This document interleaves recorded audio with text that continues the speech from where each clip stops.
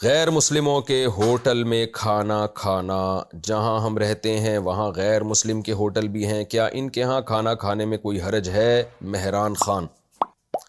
دیکھیں، غیر مسلم کے ہوٹل میں آپ صرف سبزی کھا سکتے ہیں، اور وہ سبزی جو ایسے آئل میں پکی ہوئی ہو جس میں گوشت نہ پکتا ہو۔ تو یہ جب تک یہ تحقیق نہ ہو جائے آپ کے لیے اس ہوٹل میں کھانا کھانا جائز نہیں ہے۔ تو جب بھی آپ کسی غیر مسلم کے ہوٹل میں جائیں، آپ پہلے اس سے پوچھیں کہ بھئی سبزی مجھے چاہیے، اور سبزی کا یہ بھی دیکھیں کہ کس برتن میں پکا رہا ہے وہ۔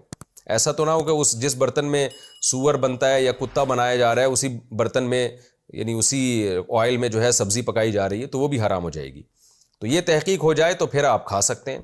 دوسرا، اگر وہ کہتا ہے کہ جی گوشت ہے، تو گوشت کے بارے میں بھی پھر آپ کسی مسلمان سے تحقیق کریں گے کہ یہ گوشت حلال طریقے سے ذبح ہوا کہ نہیں ہوا۔ تو یہ غیر مسلم کنٹریز کے بارے میں بتا رہا ہوں۔ مسلم کنٹری میں اگر کسی غیر مسلم کا ہوٹل ہے، تو اگر وہ بتاتا ہے کہ میں نے مسلمان قصائی سے خریدا ہے، اور آپ کو غالب گمان بھی یہی ہے کہ کیونکہ یہاں تو مسلمانوں سے ہی خریدا جاتا ہے، تو پھر وہ گوشت حلال ہوگا۔ عدالتی خلا کے بعد کیا دوبارہ نکاح ہو سکتا ہے؟ اگر کوئی عورت عدالت سے خلا لے لے تو کیا بعد میں دوبارہ اسی شخص سے نکاح ہو سکتا ہے یا نہیں؟ یسرا نجیب۔ دیکھیں، 90% جو عدالتی خلا ہو رہے ہیں وہ کالعدم ہیں، ان میں طلاق ہوتی نہیں ہے، کیونکہ جج کو اللہ نے یہ اختیار نہیں دیا کہ کسی اور کی بیوی کو وہ طلاق دے سکے، نہ یہ گورنمنٹ کے پاس اختیار ہے، یہ اختیار اس کے پاس ہے جس کی بیوی ہے۔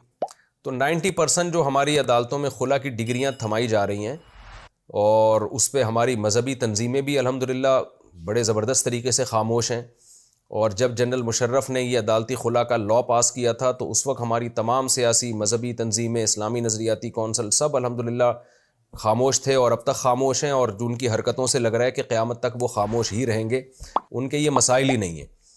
تو مسائل جو ہے نا، یہ تو اللہ رسول کے احکامات کی دھجیاں اڑائی جا رہی ہیں، تو اس لیے اس پر غضب آئے گا، یا تو اللہ کو غضب آئے گا، اور کسی کو غضب نہیں آتا اس پہ، یا اس میاں کو غضب آئے گا جس کی بیوی اس کے ہاتھ سے عدالت اس کا نکاح ختم کر دیتی ہے۔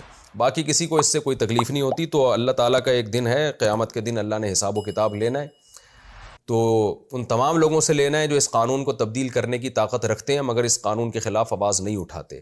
تو 90% عدالتی خلا کالعدم ہی چل رہے ہیں۔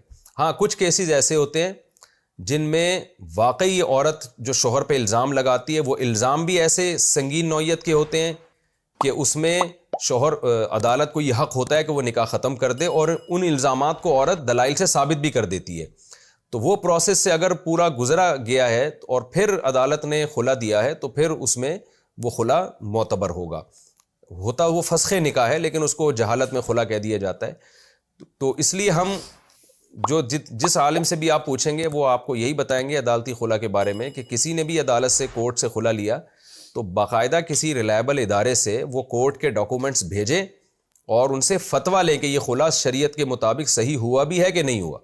دارالعلوم کورنگی ہے، بنوری ٹاؤن ہے، جامعۃ الرشید ہے، جامعہ اشرفیہ لاہور ہے، تو اکوڑا خٹک ہے وہاں پشاور میں، تو یہ جتنے بھی بڑے بڑے دینی ادارے ہیں، پراپر طریقے سے ان سے پراپر فتویٰ لیا جائے۔